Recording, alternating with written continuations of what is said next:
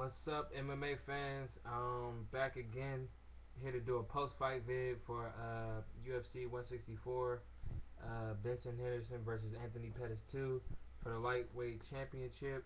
Um, yeah, first off the top, congratulations to Anthony Pettis, first round sub over Benson Henderson to get the championship. Second time beating him, and it's feeling like he has Benson's number. It seems like no matter what the game plan is now, after the second fight, it seems like he's finding a way to beat Benson, and it doesn't, it's regardless of where the fight goes. This is a sub. The last time he decisioned him, I think if they fight again, I think he'll find another way to beat him. But just my opinion. After tonight, directly after the pay-per-view was over, well, after the main event was over, I went to go look and see what the title picture looked like at 155, cause just to brush up, just to see, who's out there, exactly what style I see in the top 10 that can give Anthony Pettis the most trouble. But besides the top 10, I'll take a look at a guy that Anthony Pettis mentioned in his post-fight interview, and that's Jose Aldo. Um, Jose Aldo, well, his head coach believes that Anthony Pettis faked an injury just to pull out of the fight with Aldo. Uh, I guess in fear of Aldo, but I don't believe that was the case. Um, However, the talk of them fighting again is back on. Um, it's interesting now, looking at that fight, as opposed to heading into UFC 163 where it was initially supposed to happen. Um, my outlook now on it is I lean towards Anthony Pettis, favoring him in this fight, just from what I've seen from him tonight. He proved a lot to me. Um, he's a special fighter. Um, you really rarely see guys that excel with striking and are that dangerous. I mean, just put you away. I mean, I think in the post fight presser, he mentioned that he doesn't want to go to decision anymore. He said that he learned from the Clay Guida loss, and that he doesn't want to let the judges decide who wins. He wants to finish every fight that he fights in the UFC or period. Um, that said, in a fight against Jose Aldo, you got two explosive strikers, and Jose Aldo is no joke on the ground. Just because he's not a glorified grappler, doesn't mean that you want to fight Jose Aldo on the ground. He is nasty there.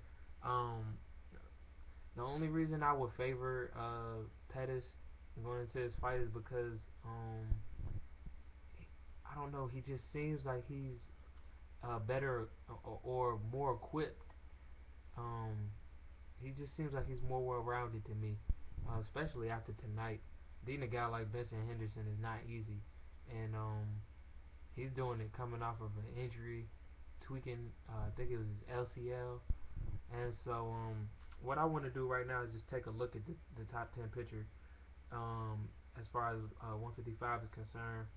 And I mean, you start off with the champion now, Anthony Pettis, and I'm gonna leave Benson Henderson out of this. Off the top, number one, you have Gilbert Melendez. His next fight against Diego Sanchez is coming up at UFC 166, which I am very excited for. I cannot wait for that card. But Gilbert is a guy that could probably beat anybody at 155. He has the tools to give Pettis a lot of trouble. He's very well-rounded, as is as are a lot of these guys that are I'd say in the top three. In the top three, these guys are very well-rounded. Melendez, I give him a healthy chance at being able to beat Pettis. You can't give Pettis space, and I think Gilbert, he does a good job at cutting off the octagon and really just suffocating. Um,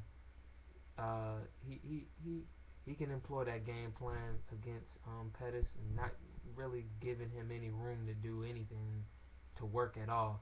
Problem with that is you now you see how dangerous he is in close. He has really good takedown defense, and yeah, the list goes on. Anyway, next fighter, T.J. Grant. Interesting to see what they do with him. He was supposed to have the title shot against Benson tonight. Instead, it's Pettis winning the championship. So I don't know whether they'll give Grant another fight before they let him get the title shot. I mean, he deserves it, so it wouldn't surprise me if they just let him fight Pettis outright. Um, then you have Josh Thompson, who was campaigning for this fight pretty heavily, um, and also let it be known that before Pettis was put into the main event for UFC 164, and after he dropped out of the main event for UFC 163, um, uh, it was known that they were approaching a deal to get Josh Thompson and Anthony Pettis in there to fight each other.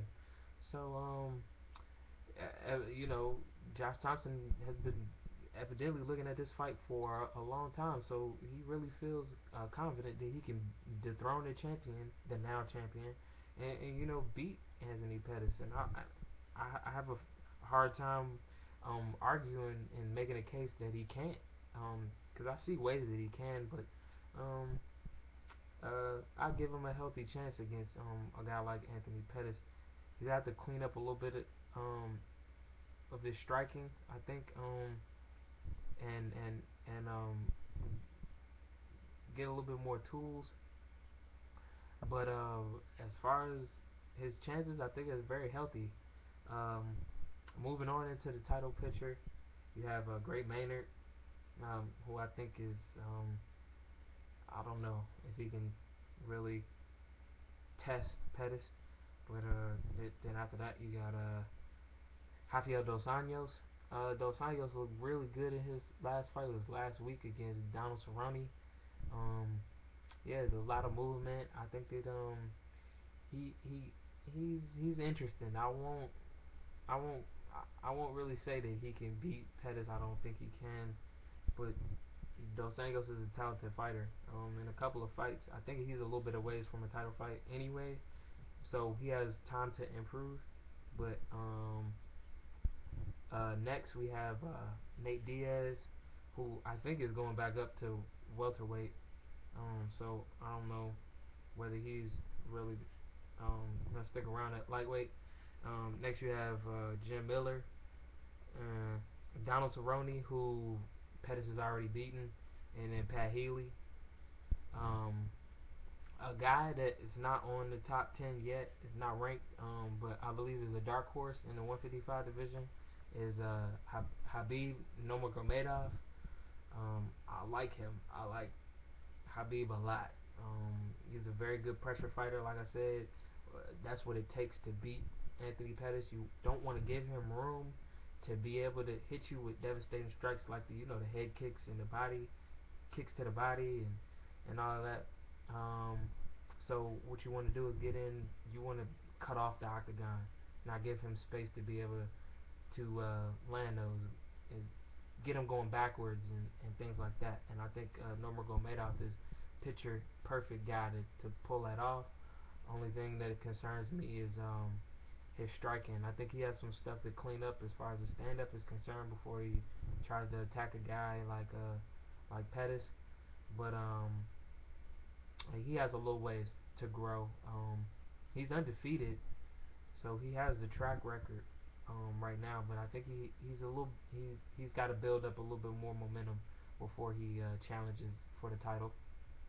So that's pretty much it for the title picture. I wanted to I think I'll do another upload later to, and this is probably later on down the line, to dive into my notes from UFC 163 on the original main event, Pettis versus Aldo.